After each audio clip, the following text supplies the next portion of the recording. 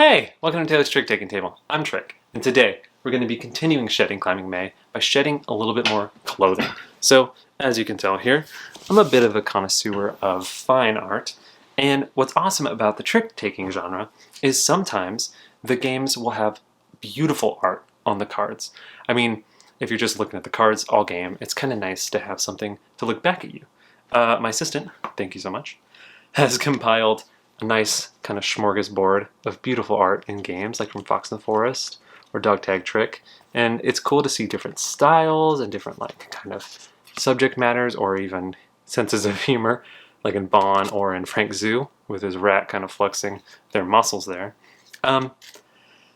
However, sometimes trick-taking games don't have any art, and it's tough, and not every game needs to be, you know, Vincent Dutrait or Ian O'Toole art.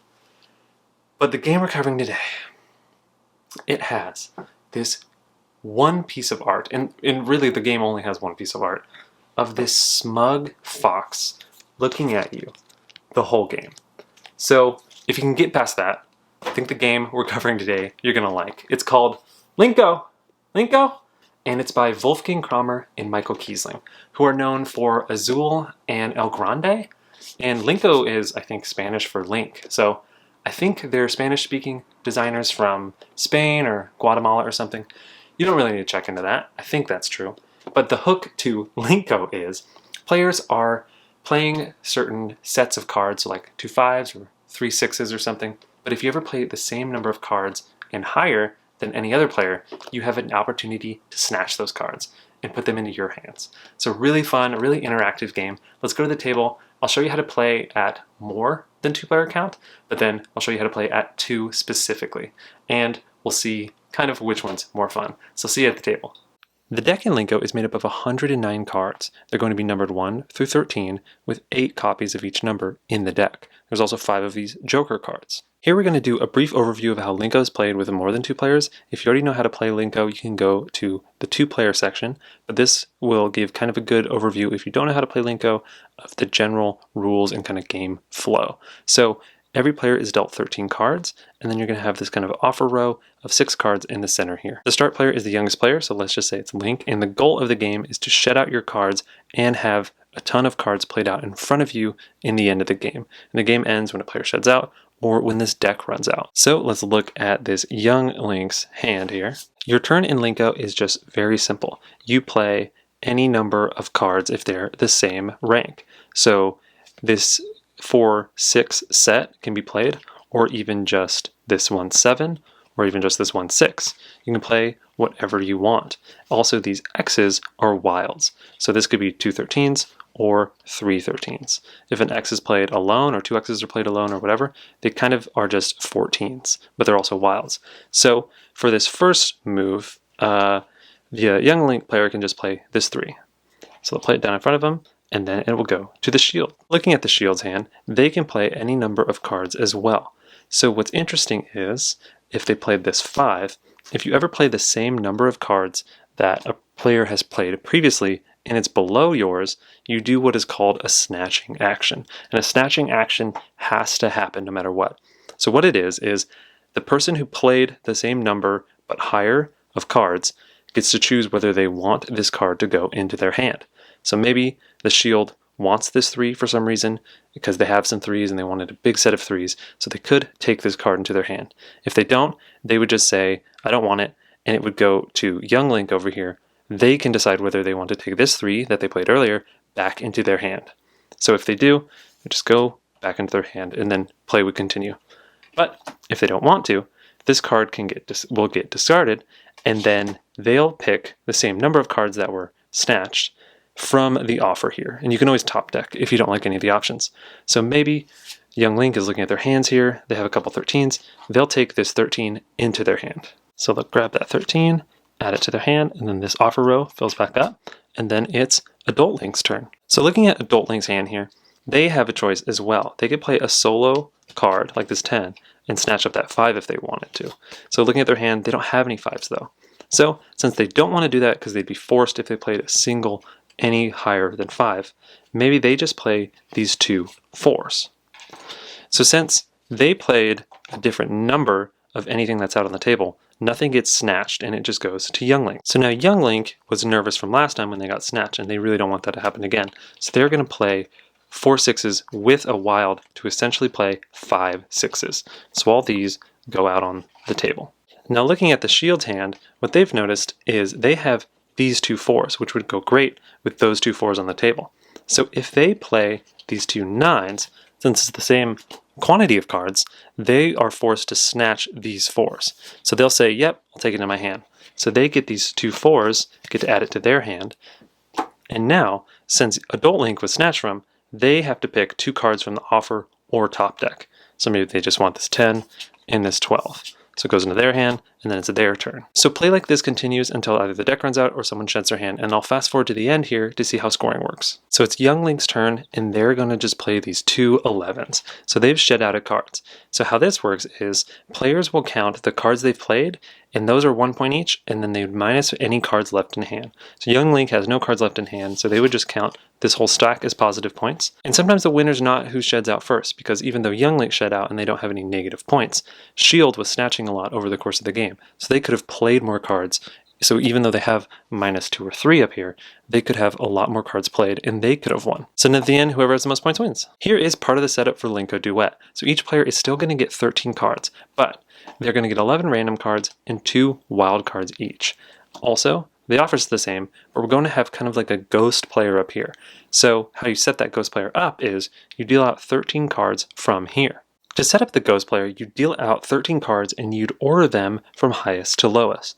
If any 13s or jokers come out, you actually take them and put them on the lowest pairs. And then you would keep dealing until it's filled with perfectly 13 each. So fill it up with a 5, and that 3 would go here. What the ghost player does is it acts kind of like a third player that these 2 players can snatch on. However, the snatches are forced. So usually in the game, if you play, a card or 2 cards that's higher than another player's set, and you have the option to snatch, you can say, I don't want them, and the player can either take them back in their hand or just discard them.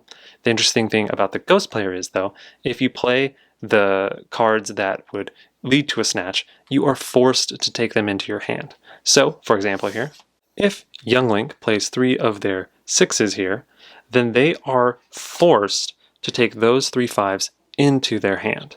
And what's interesting is it would still act the same way if their opponent had the 4s in front of them.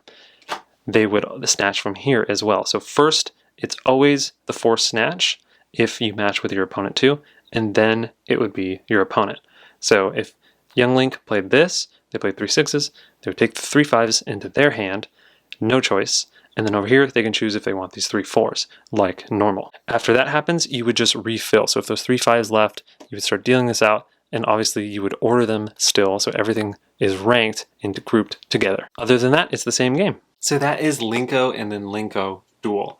And I really, really like this game, but I do have to say it's very polarizing. I learned it. I watched a game night episode, and one of the people on that episode just really didn't like it. I know it was their first play, but it seemed they were pretty off-put by this type of game. And when I played it in my group, there was one person who also really didn't like it. And that person loves trick takers, and this just didn't really sit with them. So it's interesting because I really, really enjoy it. It kind of has a little bit of a feel of maybe like Scout or Crass, where you're trying to kind of just build a better hand over and over and over and then try to go out. So it kind of has that wonderful feeling of crafting your hand. But yeah, for some reason this really is hard on some people. So it's going to be a tough one to recommend for sure, but I think what stands out about the 2-player game that is super helpful for those who didn't like it at 3 or 4 or even 5, because this game goes up to 5, is at 2 you have this really interesting back and forth and push and pull, and it's cool to work off not only your opponent but also that ghost player.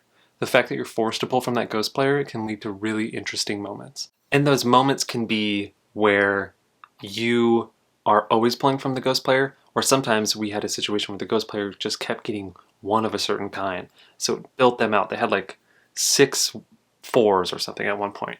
So both of us were kind of racing to build 6 of anything higher than 4. So it's really cool because it can sometimes set the pace. It can sometimes just always be there. I remember one time we played where in the offer row, there were a bunch of wilds, there were a bunch of 13s, and neither of us wanted to snatch from the opponent because we didn't want to give them those wilds.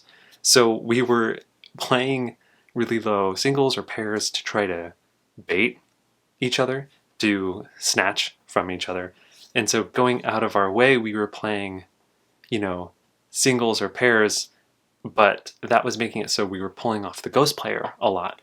So in the different game, the ghost player was just filled with a bunch of singles. So it's really cool how the forced pull into your hand from the ghost player is really pushing the pace in interesting ways. You're filling up your hand if you know you're going to fill up your hand, as opposed to in a 3 or 4 or 5 player game, you can really just screw over the other players. Sometimes the other players can push you to kind of screw over yourself. And as with a lot of 2-player games, you can have a little bit more of that like zero-sum interaction. So every time you snatch from them and steal points from them, it's just always beneficial. There's less like kingmaking. You're just like having to choose which person you want to go for. What's great about 2 is you can also kind of, not card count, but definitely keep track of what your opponent's going for. If they pick up 3 6s or something, or they're going for a certain number, you can tell and try to avoid letting them get that, right? So if there's 6s up on the ghost player or 6s in the offer, you're making sure you're not letting them have opportunities to grab that. Or you're knowing you probably shouldn't build toward 5s or 4s or something because they're just going to play those 6s and steal those 5s or 4s from you. So it's really interesting back and forth and kind of tracking at 2. Whereas like 3, 4, 5, it kind of just gets a little too loose and a little too like, you're only really worrying about yourself mostly. So I think I like this most at 2 because it does become this like really interesting duel where the back and forth is very concentrated. It's very calculated at times. The game has such a fun sense of pace because, especially at 2, you're just stealing cards from your opponent and being able to place them down, and they're kind of stealing from you. And the back and forth is interesting because it's one of the funniest games where you'll have like 20 cards or more at some point. But if you're building your hand right, I've had this happen, and I've seen this happen with my opponent, is they'll have like 15 cards and then they'll play like 6. And then they'll play like 4, and you're like, oh, and just in like 1 or 2 hands, this game's like about to end. The start is so funny too because a lot of singles, a lot of like slow cleaning of your hand, but it has that crazy tension and ramp up near the end where players are just like bombing like crazy. And the scary part about bombing like crazy is sometimes if you're 6 3s that you've been working for the whole game are lower than their 6 6s, like it's just like everything you've been working for is just like toasted. So I love that this game rewards paying attention to your opponent in both what they play but also what they pick up. So the duel to me is just like amazing. A note about the production, and maybe I was a little bit harsh in the intro, but this is just so weird to me. This weird smug fox. Kind of cute, I guess. I don't know. But like, it's so bizarre to just be looking at this one fox the entire game. And the back is just this kind of boring paw print, and the X's are pretty much just weird furry X. But maybe I'm just being too critical. So that is Linko and Linko Duel. And I love this game, but I think it's tough. It's tough to recommend. The luck can be brutal.